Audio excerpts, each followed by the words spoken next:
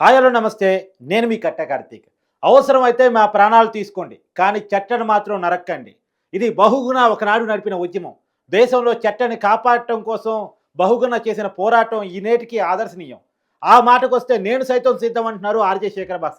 HCU దగ్గర హైదరాబాద్‌కే తలమానికంగా ఉన్నటువంటి అడవి ప్రాంతంగా ఉన్నటువంటి మొక్కల్ని గాని, అక్కడ జంతువులు గాని కదిలిస్తే ఊరుకునేది లేదు అని చెప్పేసి, అవసరమైతే పోరాటానికైనా సిద్ధం అని చెప్పేసి, నాకు రాజకీయాలతో సంబంధం లేదు. ఏ రాజకీయ పార్టీతో నాకు సంబంధం లేదు. కానీ చెట్ల వరకొచ్చినప్పుడు, పక్షుల వరకొచ్చినప్పుడు, జంతువుల వరకొచ్చినప్పుడు దేనికైనా నేను సైతం సిద్ధం అని చెప్పేసి అంటున్నారు ఆర్‌జే శేఖర్ భాష. ఆయనతో మాట్లాడుకునే ప్రయత్నం చేద్దాం. సార్ నమస్కారం అండి. నమస్కారం. సార్ సహజంగా మీరు రాజకీయ అంశాల్లో జోలికి వెళ్లరు. కొద్దిగా పవన్ కళ్యాణ్ అభిమానం అనుకుంటా మీరు. అంతకు మించి సహజంగా రాజకీయాలతో మీకు ఎలాంటి బంధం లేదు నాకు తెలిసి. మీరు ఒక్క లావణ్య ఇష్యూ మీద గట్టిగా ఫైట్ చేశారు. అంతకు మించి పెద్దగా ఇష్యూస్ తీసుకోవడం అనేది మీకు లేదు. కానీ ఏంటి హెచ్‌సీయూ దగ్గర ఉన్నటువంటి దీని మీద మీరు ఒక ఇష్యూగా మాట్లాడుకుంటున్నారు వరుసగా రోజు?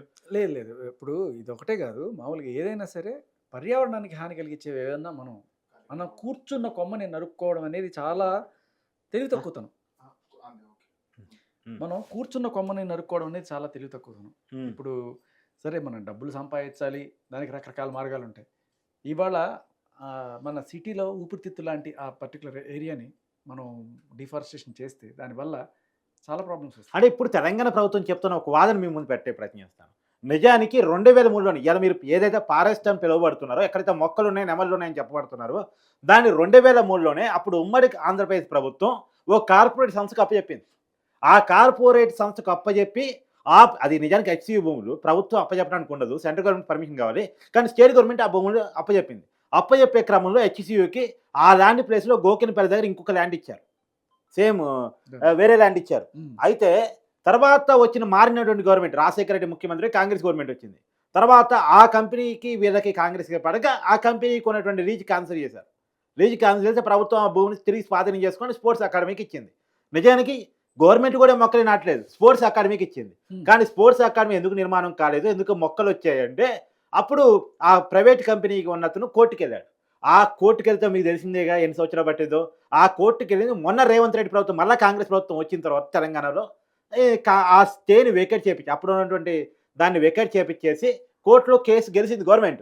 కాబట్టి ఇది గవర్నమెంట్ ల్యాండు. ఈ మొక్కలన్నీ పెరగటానికి టైం ల్యాక్ కావటం కారణం.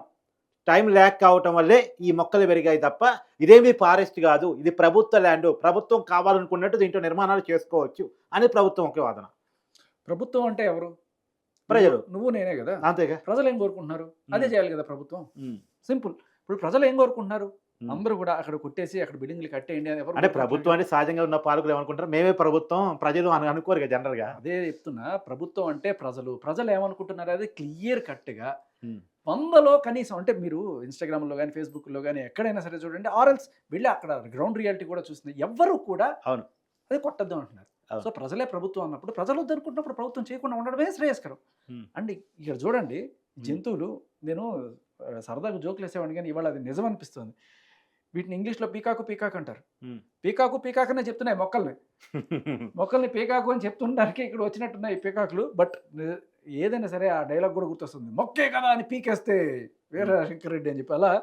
సో మొక్కలు పీకితే ఎవరికైనా బాధగానే ఉంటుంది. దయచేసి వీటిని ఆపకపోతే మన హైదరాబాద్‌లో ఇప్పుడున్న పొల్యూషన్‌కి 4, 5 ఇంతలు పెరిగే అవకాశం ఉంటుంది. అయితే సుప్రీం కోర్ట్ కూడా ఇచ్చింది ఆపమని చెప్పేసి. మీకు ఒక చిన్న స్టాటిస్టిక్స్ చెప్తా. హ్మ్.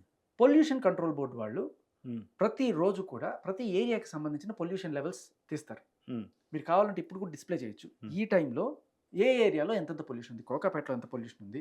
హ్మ్. హెచ్‌సీయూ దగ్గర ఎంత పొల్యూషన్ ఉంది. హ్మ్. పటాన్ చెరువు దగ్గర ఎంత ఉంది. జూ పార్క్ దగ్గర ఎంత ఉంది. మన హైదరాబాద్ మొత్తం ఉన్న ఏరియాలో అంటే లెక్క ప్రకారం 100 దాటితే పొల్యూషన్ లెవెల్స్ అక్కడ మనం ఎయిర్ క్వాలిటీ బాలేదు. మాస్కులు ధరించి తిరగండి అని చెప్తాం. సో 100 దాటిపోయిన ఏరియాలు ఏంటో తెలుసా మన హైదరాబాద్‌లో? హ్మ్. పొల్యూషన్ లెవెల్స్ ఒకటి పటాన్ చెరువు ఆల్ ద టైమ్ 100 ఓకే. దాటిపోయి ఉంటుంది. అది ఇండస్ట్రియల్ ఏరియా కాబట్టి ఆటోమేటికల్లీ. ఇంకొకటి బొల్లారం హ్మ్. అది కూడా ఇండస్ట్రియల్ ఏరియా. కదా! ఇంకొకటి ఈ మధ్య కాలంలో కోకాపేట. అది సహజంగా అది విచిత్రం. ఓకే. అది ఇండస్ట్రియల్ ఏరియా కాదు. వాస్తవానికి పరిశ్రమలు అంటే ఐటీ కంపెనీలు ఆ ఏరియా. ఆడ పొల్యూషన్ రాకూడదు నిజానికి. ఇంకొకటి zoo park area. Okay. Zoo park ఏరియాలో ఎప్పుడైనా సరే మిగతా ఏరియాలో తగ్గొచ్చు, పెరగొచ్చు గానీ జూ పార్క్ ఏరియాలో 110, 150 దగ్గరలోనే ఉంటాయి తప్ప 100కి తగ్గే సమస్య లేదు. ఎందుకంటారు అక్కడ? తెలీదు. రెగ్యులర్గా జూ పార్క్ ఏరియా పొల్యూషన్ లెవెల్స్లో ఉంటుంది. Okay. అండ్ అడపా దడప అంటే మిగతా ఏరియా ఇప్పుడు సిటీ నడిబొడ్డులో ఉన్న అమీర్పేట కావచ్చు, బేగంపేట కావచ్చు, సోమాజిగూడ కావచ్చు, ఇవి ఎప్పుడు కూడా 100 దాటం. ఓకే. హెచ్సియు లాంటి ఏరియా, హెచ్సియు లాంటి ఏరియాలో 100 దాటింది అంటే దాని అర్థం ఏంటి? అవును. హెచ్సియు మీరు గమనించండి, ఇప్పుడు కొట్టండి, గూగుల్లో కొట్టండి, హెచ్సియు దగ్గర దగ్గర 100కి దగ్గరలో ఉంటుంది.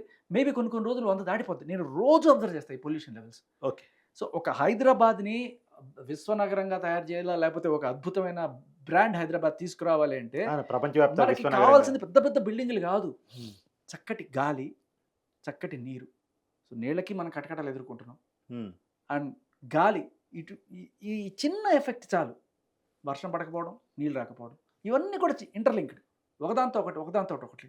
ఈ 100 ఎకరాలు పోతే పోన్లే అనుకుంటే కాదు కదా. 100 ఎకరాల వల్ల నువ్వు ఇప్పుడు ఆ మొక్కలు ఉండడం వల్లే అది కింద వేళ్ల నుంచి ఇట్లా లాగుతుంది నీళ్ళని, గ్రౌండ్ వాటర్ పైకి వస్తుంది.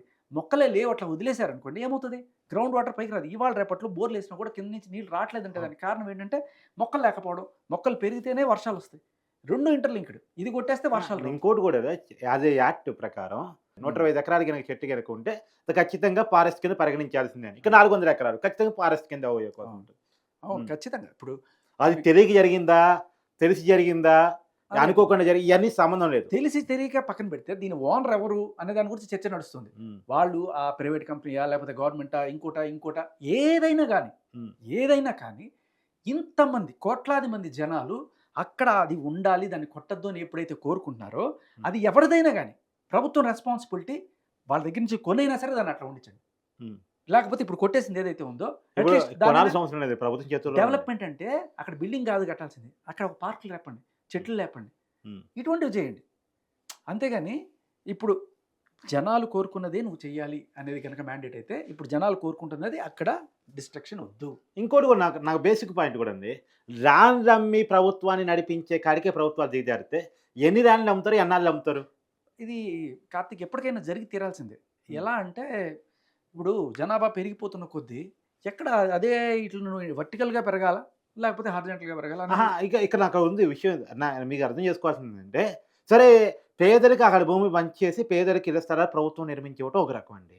కానీ ల్యాండ్లు కార్పొరేట్కి అమ్మి డబ్బులు కూడబెట్టుకొని పప్పు బెల్లాలుగా ప్రజలకు మళ్ళీ సంక్షేమ పథకాల రూపంలో విధించిన హామీలు నెరవేర్చుకోవడం కోసం ప్రయత్నం చేయడం ఒకటి, హామీలు నెరవేర్చాను మళ్ళీ ఇంకెక్కువ హామీలు ఇచ్చి మళ్ళీ ఎన్నికల్లో ఓటు బ్యాంక్ వంచడం ఒకటి.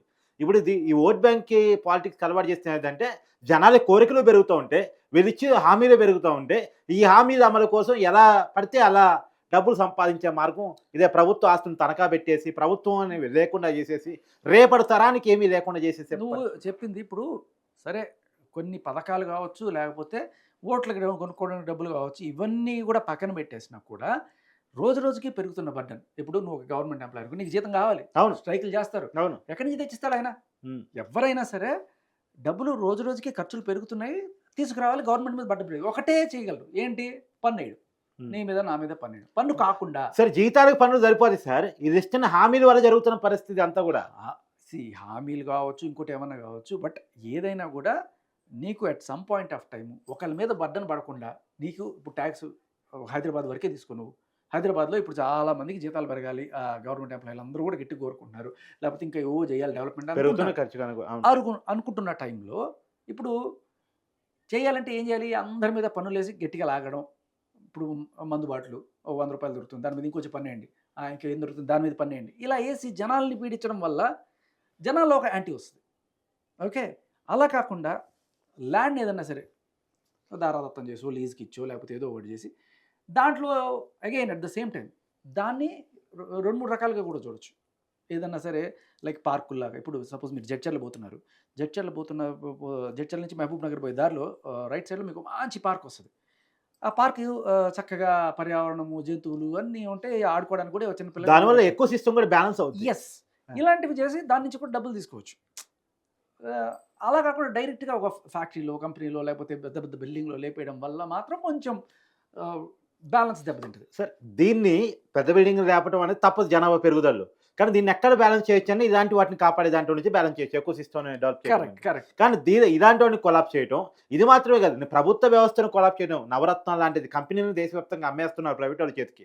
అంటే ప్రభుత్వ రంగంలో ప్రభుత్వం ఏమీ లేకుండా చేసుకుంటుంది, అది ప్రజలకి లేకుండా చేస్తుందని ఒక బాధ అయితే, చివరికి మీరు అన్నట్టు ఈ ఎకో సిస్టమ్ దెబ్బతిట్టడానికి అవకాశం ఉన్నటువంటి గచ్చిబౌలి లాంటి 400 ఎకరాల ల్యాండ్ తీసేయటం అనేటువంటిది నిజంగా దుర్మార్గం. అక్కడ ఏ ప్రభుత్వం ఉన్నా నువ్వు అగైన్ దుర్మార్గం అనే అంత భారీ మాట నేను వాడను, కానీ అది ఖచ్చితంగా గవర్నమెంట్ మీద నువ్వు ముఖ్యమంత్రి అయినా ఎవరు ముఖ్యమంత్రి అయినా కూడా నువ్వు ఎతుకుతావు, అన్వేషిస్తావు మార్గాలు, ఎట్లా ఎట్లా ఎట్లా చేయాలి. నీ మీద 100 ప్రాబ్లమ్స్ ఉంటాయి. సో జనరంజకంగా పరిపాలించాలంటే బ్యాలెన్స్ అనేది చాలా ఇంపార్టెంట్. ఇప్పుడు దీనివల్ల ఇంత జనాలు ఎగనెస్ట్ వస్తుంది అని చెప్పి ప్రభుత్వానికి అర్థమైనప్పుడు I think they will definitely act accordingly. ఇది వాళ్ళు ఏదో కమిటీ చేసినట్టున్నారు. నేను ఒకటే చెప్తా, చెట్టుని కొట్టేయడం వల్ల ఓకే, ఇప్పుడు సపోజ్ ఉద్యమం అంటే వినడానికి బాగుంది కదా, ముఖ్యమం అంటే బాగుందా? ముఖ్యమం అనే దానికి ఏమైనా అర్థం ఉందా? ముఖ్యమంత్రి లేకపోతే మినిస్ట్రీలో ట్రీ కొట్టేస్తే మినిస్ అంటే బాగుంటుందా? ముఖ్యమంత్రిలో ట్రీ కొట్టేస్తే ముఖ్యమం అంటే బాగుంటుందా? సో ట్రీని ఇక్కడ కొట్టినా అక్కడ కొట్టినా వినడానికైనా చూడడానికైనా బాగుండదు. సో ఒక విషయం, ఇప్పుడు మీద దుర్మార్గం అంటే మీరు అన్నారు, దుర్మార్గం అనబట్టే దాని మీద ప్రజలు తిరగబడబట్టే మళ్ళీ ప్రభుత్వం రిలీజ్ అయింది. మీడియాలో ఇట్లా కొంచెం గట్టిగా వేస్తే తప్ప కొన్నిసార్లు అంటే ఓవర్ యాక్షన్ చేయాల్సిందే. వ్యక్తుల్ని ఎవరిని అంటారా? అంతే వ్యవస్థల్లో తీసుకున్నారు విధానాలు అంటున్నారు. ఖచ్చితంగా దుర్మార్గం అంటే పాపం వాటికి దుర్మార్గమే కదా.